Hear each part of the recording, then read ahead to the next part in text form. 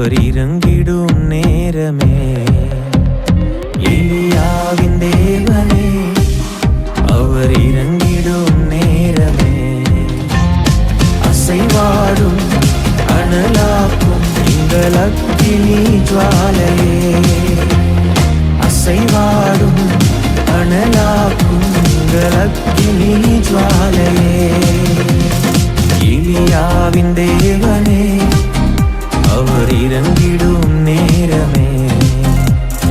கர்த்தருடைய நாம மகிமைப்படுவதாக. ஆண்டவரும் அருமை இரட்சகருமாகிய இயேசுவின் நாமத்தினால இந்த புதிய நாளிலே கூட கர்த்தர் உங்க வாழ்க்கையிலே புதிய காரியங்களை தினந்தோறும் செய்து கொண்டிருக்கிறார். இன்றைக்கும் நீங்க புதிய காரியத்தை பார்ப்பீங்க. நிச்சயமா ஆண்டவர் செய்வார். பரிசுத்த தேவன் எங்களோடு கூட பேசுங்கப்பா, இயேசுவின் நாமத்தின் பிதாவே ஆமை. எடுத்து வாசிப்போம். சங்கீத புஸ்தகம் 7ஆம் சங்கீதம், அதுல 7ல பாத்தீங்கன்னா 11 வசனத்தை வாசிப்போம். 7:11. தேவன் நீதியுள்ள நியாயாதிபதி, அவர் நாள்தோறும் பாவியின் மேல் சினம் கொள்ளுகிற தேவன். சோத்திரம். தேவன் யாரா? நமது ராஜாதி ராஜா யாருங்க? நீதியுள்ள நியாயாதிபதி. அவர் நீதி செய்கிற தேவன். ஒருவேளை இந்த பூமியில நம்மளுக்கு ஏற்ற ஒரு நீதி கிடைக்காம இருக்கலாம். இதுக்காண்டி நான் வழக்கு தொடர்ந்து இருக்கேன். இப்படிப்பட்ட எனக்கு சப்போர்ட் பண்றதுக்கு யாரும் இல்லை. எனக்கு எந்த வக்கீலும் எனக்கு சப்போர்ட் பண்ண பைசா கேட்கறாங்க, என்னால் கொடுக்க முடியல. ஆமை, உங்களுக்காக வழக்காடுகிறதுக்கு ஆண்டவர் இருக்கிறார். வாருங்கள் வழக்காடுவோம் என்று சொல்லுகிற ஆண்டவர். அவர் நீதியுள்ள தேவன். யாருங்க? சாரோனின் ரோஜா, மகிமையின் தேவன். நிச்சயமாக நீதி செய்வார். உங்களுக்கு நிச்சயமாக என்ன பண்ணா? ஏன்னா நீதி மேல் பசிதாகம் உள்ளவர். ஆமா, கர்த்தருக்கு மகிமை உண்டாவதாக. இந்த இடத்துல எழுதப்பட்டிருக்கு நீதியுள்ள நியாயாதிபதினு சொல்லப்படுது. நீதியுள்ள நியாயாதிபதி. அப்ப நியாயாதிபதி யாரா? இயேசு கிறிஸ்து இந்த பூமிக்கு வரப்போகிறார். என்ன பண்ண போறாங்க? ஆமா, நம்ம வாழ்ந்து கொண்டிருக்கிற இந்த பூமி சுருட்டப்பட்ட புஸ்தகம் போல ஒரு நாளைக்கு மாறப்போகுது. இது தீக்கு இரையாக வைக்கப்பட்டிருக்கிற உலகம். ஆமா, இந்த உலகத்துல ஆமா 120 வயசு 150 வயசு 200 வருஷம் வாழ முடியாது. ஆமா, ஆண்டவர் வைக்கிற நாள் தான் வாழ முடியும். மரத்தை பார்த்து சொல்லலாம் இந்த நாள் வரணும். ஆனா மனிதனுடைய வாழ்க்கை கேரண்டே கிடையாது.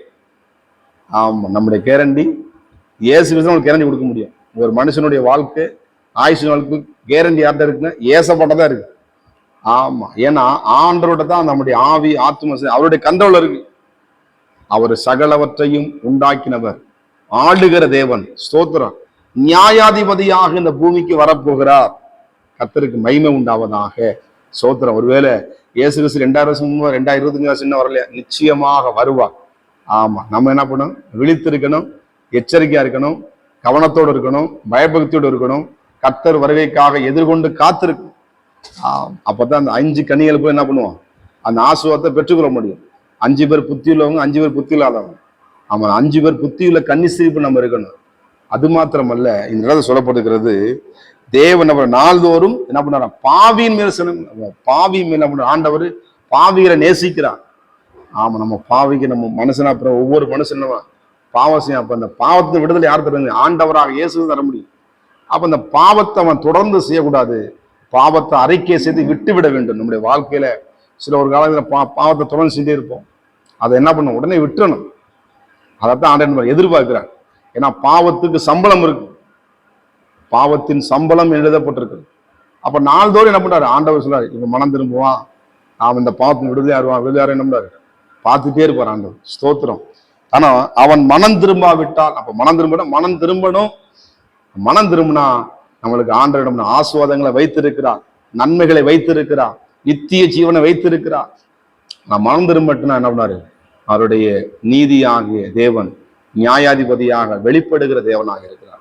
எனக்கு தெரிஞ்ச ஒரு அருமையான ஒரு ஐயா பார்த்தீங்கன்னா ஆட்டை ஓட்டுவார். அவர் ஆண்டவராக இயேசு கிறிஸ்துவை ஏற்றுக்கொண்டார். ஒரு பீடி என்ன பண்ணுவார்? பீடி சிரட்டு குடிக்கிற பழங்க அவரால் விட முடியல.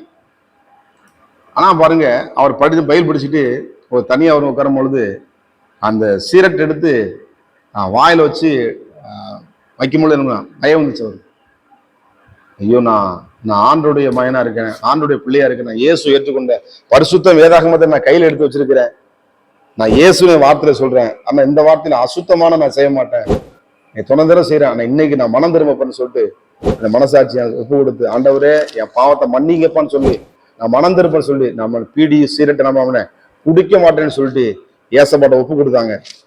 அவர் பீடி சீரட்டுக்கு விட்டுட்டாரு. பாருங்க நடந்த சம்பவம். அந்த வீடு கொஞ்சம் இழுபறியாவே நம்ம பிரச்சனையா இருந்துச்சு. எப்ப அந்த பாவத்தை விட்டாரோ ஆண்டவர் நல்ல ஒரு வீட்டை கொடுத்து என்ன பண்ணாரு, அந்த குடும்பத்தை ஆசிர்வதித்து இந்த பிள்ளைகள் நல்லா படிச்சு இன்னைக்கு ஆஸ்வதமா இருக்கிறாங்க. ஏன்னா அவர் மனம் திரும்பி இயேசுவை உறுதியா ஏற்றுக்கொண்டார். எத்தனை பேர் மனம் திரும்பாம எத்தனை பேர் இருக்கிறாங்க? நம்ம என்ன பண்ணுவோம், ஒவ்வொரு பாதம் மனம் திரும்பும் பொழுது தேவனுடைய ஆசுவாதத்தை நாம் பெற்றுக்கொள்கிறதா இருக்கிறோம். அதைத்தான் விரும்புகிறார். கர்த்தருக்கு மகிமை உண்டாவதாக. 100 ஆடுல ஒரு ஆடு காணாம போச்சான். ஏன்னா மனம் திரும்புகிற ஒரு ஆட்டை தேடுகிற ஆண்டவர், தேவனை தேடு உணர்வுள்ள உண்டோ என்று பார்க்க மனுபுத்தினை கண்ணோக்கி பார்க்கிற ஆண்டவர். சோதரன் நம்ம வாழ்க்கையில பிசாசு எப்படியாவது நம்மளை பாவம் செய்ய பயங்கரமா தீவிரமா வருவான். நம்ம என்ன பண்ணுவோம், அந்த பாவத்தை உதறி தள்ளிவிட்டு நசுரனாகிய இயேசுவை நோக்கி நாம் பயணம் செய்வான். நிச்சயமாக வாழ்க்கையில அற்புதங்களையும் அதிசயங்களையும் வாழ்க்கை நிச்சயமா நடக்கும். கர்த்தருடைய ஆசீர்வாதத்தை நீங்கள் பெற்றுக்கொள்வீர்கள்.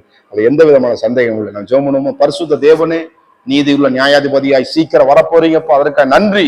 எங்கள் பாவங்களையும் குற்ற குறைகளை மன்னித்து ஆண்டவரே நாங்கள் அறிக்கை இடுகிறோம் அப்பா. நாங்கள் பாவத்தை தொடர்ந்து செய்யாதபடிக்கு ஆண்டவர் ஒவ்வொரு பாவத்தையும் விடுதலை தந்ததற்காய் ஸ்தோத்திரம் அப்பா. மனம் திரும்ப ஒரு பாவம் பரலோகமே சந்தோஷப்படுகிறது போல எங்களை குறித்து நீங்க சந்தோஷப்பட வேண்டும் என்று நாங்கள் செபிக்கிறோம். வாழ்க்கையில அற்புதங்களை செய்ய எங்களை ஒப்பு கொடுக்கிறோம். இயேசுவின் நாமத்தின் பிதாவே, ஆமென். God bless you. கர்த்தர் உங்களை ஆசீர்வதிப்பாராக. நான் ஒருவன் மாத்திரம் நீந்திருக்க பாகாலின் படைகளை எதிர்த்திடுவேன். நான் ஜெபிக்க ஜெபிக்க அவர் தலையசைப்பார், ஜெபிக்க ஜெபிக்க அவர் தலையசைப்பார். நெருப்பாய் இறங்கிடுவார் என் தெய்வம், நெருப்பாய் இறங்கிடுவார். ஆவியே, ஆவியே, அசைவாடும் அனலாக்கும் எங்கள் அக்கினி ஜுவாலையே, அசைவாடும் அனலாக்கும் எங்கள் அக்கினி ஜுவாலையே.